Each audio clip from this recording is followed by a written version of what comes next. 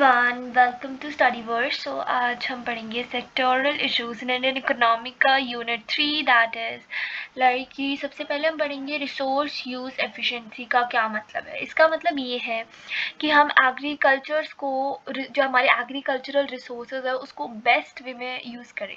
And वो हम कैसे कर सकते हैं कि हमारा ज़्यादा ऐसे यूज़ करना है कि सबसे ज़्यादा आउटपुट प्रोड्यूस हो और सबसे कम वेस्टेज हो, कम कॉस्ट में हो, right.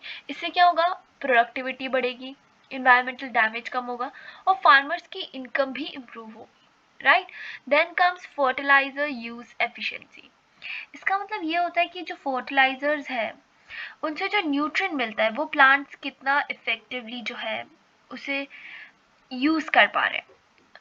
What are the problems in India, like fertilisers और केमिकल्स, इन सब चीज़ों का बहुत ज़्यादा यूज़ होने लग गया है कुछ जगहों में, राइट। देन कुछ जगहों में इम्बैलेंस्ड है इन सब चीज़ों का, कुछ जगह में कहीं नाइट्रोजन, फॉस्फोरस, पोटेशियम का। देन सॉइल डिग्रेडेशन होता है ज़्यादा यूज़ करने से, वाटर पोल्यूशन होता है, सब्सिडी बर्डन बढ़ता है गवर्नमेंट पे, right. Then comes measures to improve fertiliser efficiency. इसका मतलब है कि क्या हम कर सकते हैं कि हमारी फर्टिलाइजर एफिशिएंसी बढ़े। पहला, बैलेंस्ड फर्टिलाइजर, यानी कि हमें सॉइल के रिक्वायरमेंट के हिसाब से न्यूट्रिएंट्स यूज करने चाहिए। सॉइल हेल्थ कार्ड्स, यानी हमें गवर्नमेंट जो है वो हमारी सॉइल टेस्टिंग रिपोर्ट्स बनाती है गवर्नमेंट की, तो वो यूज करना चाहिए। नीम कोटेड यूरिया, यानी हमें जो नाइट्रोजन का लॉस है वो कम करना चाहिए जिससे कि अब्जॉर्प्शन बढ़े। इंटीग्रेटेड न्यूट्रिएंट मैनेजमेंट, यानी कि हमें केमिकल फर्टिलाइजर्स, ऑर्गेनिक मैन्योर और बायो फर्टिलाइजर, इन सब चीज़ों का एक प्रॉपर यूज़ करना चाहिए। देन प्रिसिशन फार्मिंग, इसका मतलब ये है कि हमें जो टेक्नोलॉजी जैसे कि सेंसर्स, जीपीएस, इन सब का प्रॉपर यूज़ करना चाहिए फर्टिलाइजेशन में। Then comes water use efficiency. Water use efficiency means कि हम जब एग्रीकल्चर का काम कर रहे हैं तो उसमें ज़्यादा से ज़्यादा आउटपुट प्रोड्यूस हो कम से कम पानी यूज़ करके, that is water use efficiency. इसकी क्या प्रॉब्लम्स होती है, लाइक कि ग्राउंड वाटर बहुत ज़्यादा यूज़ हो रहा है, फ्लड इरिगेशन की वजह से वेस्टेज होती है, कई जगह में वाटर की स्कार्सिटी है, देन वाटर टेबल जो है वो डिक्लाइन हो रहा है, राइट। देन कम्स कि क्या मेजर्स लिए जा सकते हैं कि हम वाटर एफिशिएंसी करें। फर्स्ट इज ड्रिप इरिगेशन, यानी कि वाटर सप्लाई जो है वो डायरेक्टली हमें रूट्स में करना चाहिए, जिससे कि 30 to 70% वाटर हम सेव कर सकते हैं।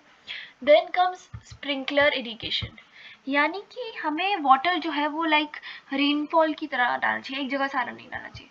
रेन वाटर हार्वेस्टिंग, ये तो सबको पता ही है। Crop diversification, micro irrigation schemes. Micro irrigation schemes होते हैं लाइक कि गवर्नमेंट ने बहुत सारी स्कीम निकाली है, प्रधानमंत्री कृषि सिंचाई योजना, ये सारी चीज़ें, इनका हमें यूज़ करना चाहिए। Then comes next efficiency in other inputs, यानी सीड्स में फॉर एग्जांपल हमें HYV सीड्स यूज़ करनी चाहिए, राइट। तो ऐसे ही एनर्जी में, पेस्टिसाइड्स में, फार्म मशीनरी में, लेबर में। Diversification for growth and enhanced farmer income, इसका मतलब ये है कि काइंड ऑफ जो हमारा एग्रीकल्चर डाइवर्सिफिकेशन है, यानी वो एक तरह से हमें शिफ्ट करना चाहिए ट्रेडिशनल फार्मिंग से kind of variety of agriculture में। लाइक सिर्फ वीट उगाना या सिर्फ राइस उगाना इज़ नॉट जस्ट एग्रीकल्चर, बहुत सारी चीज़ें, सिर्फ सब्जियां उगाने तक नहीं। It's about dairy, crop diversification, live stock farming, poultry, fisheries, horticulture, agro processing, बहुत सारी चीज़ें। Then comes concept of sustainable agricultural growth. तो इसका मतलब ये होता है कि सस्टेनेबल एग्रीकल्चर ग्रोथ का बेसिकली मतलब ये है कि हमें प्रोडक्शन को ऐसे बढ़ाना है कि हम आज के साथ साथ हमारी फ्यूचर जनरेशन की नीड्स को भी मीट कर सकें, राइट। और एक इकोलॉजिकल बैलेंस हम बना सकें, right.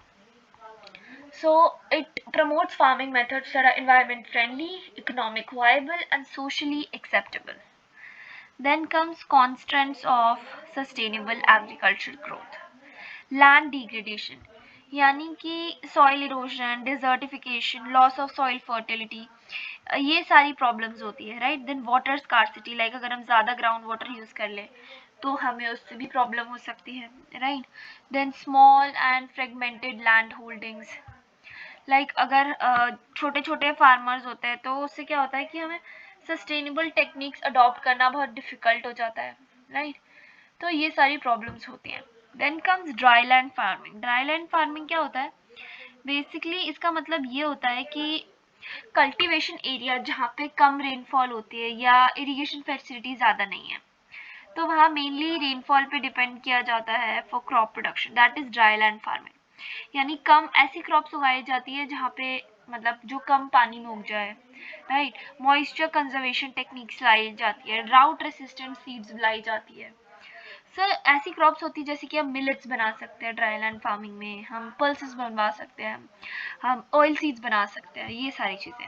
Okay. Then organic farming क्या होता है? बेसिकली ऑर्गेनिक फार्मिंग यानी कि हमें कल्टीवेशन में वो मेथड्स अवॉइड करने, लाइक हमें केमिकल फर्टिलाइजर्स यूज़ नहीं करने हैं, हमें सिंथेटिक पेस्टिसाइड्स यूज़ नहीं करने हैं, so that is organic farming, right. Then come zero budget natural farming. Basically zero budget natural farming क्या होता है? इसका मतलब ये है कि एक तरह की फार्मिंग मेथड जिसमें हम जो सामान बाहर से खरीद रहे हैं वो हमें कम से कम खरीदना है, लाइक हमें लोकल रिसोर्सेज का यूज़ करना है, हमें काउ बेस्ड फॉर्मुलेशन यूज़ कर रहे हैं, हम केमिकल फर्टिलाइजर्स को इतना उनमें नहीं देंगे ध्यान, हम पेस्टिसाइड्स में इन सब चीज़ों को नहीं लेंगे। सो इससे क्या होगा कि बहुत सारी चीज़ें लाइक कॉस्ट कम हो जाती है, सस्टेनेबल एग्रीकल्चर इको फ्रेंडली होता है, स्मॉल फार्मर्स के लिए ये बहुत अच्छा है, right. Then comes importance of trade in agriculture. First is increase in farmer income, यानी फार्मर्स की इनकम बढ़ गई, अगर हम ट्रेड होगा तो फार्मर्स की इनकम बढ़ेगी, right. Then foreign exchange earnings, यानी एग्रीकल्चर एक्सपोर्ट से वैल्यूएबल फॉरेन करेंसी हमारी कंट्री में आएंगी। एम्प्लॉयमेंट जनरेशन, क्योंकि इतने सारे प्रोसेसेस होते हैं, लाइक सिर्फ एग्रीकल्चर का काम नहीं है, उसके बाद फूड प्रोसेसिंग, ट्रांसपोर्टेशन, स्टोरेज, बहुत सारी चीज़ें, तो हमारा एम्प्लॉयमेंट बढ़ेगा।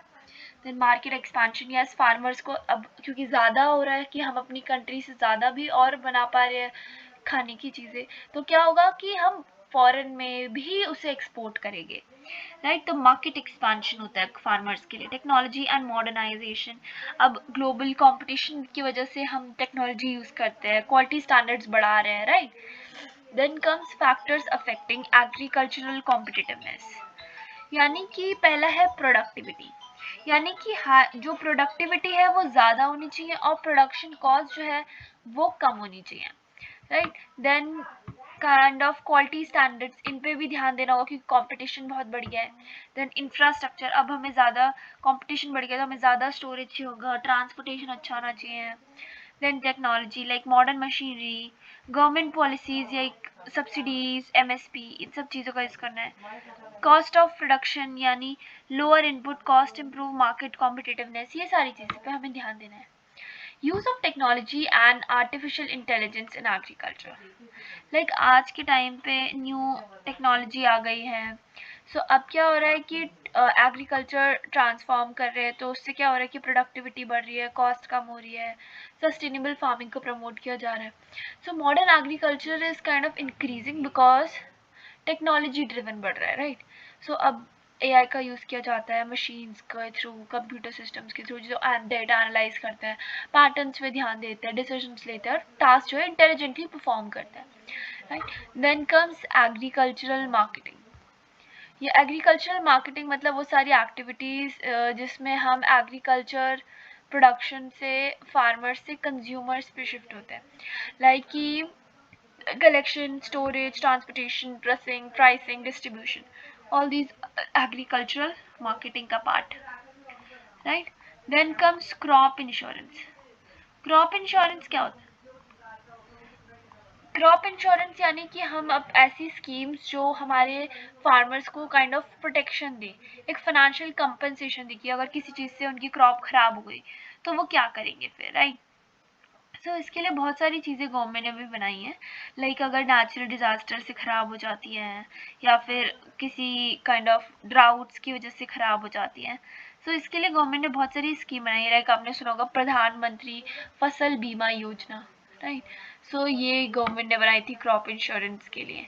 देन एग्रीकल्चर इंश्योरेंस क्या होता है बेसिकली?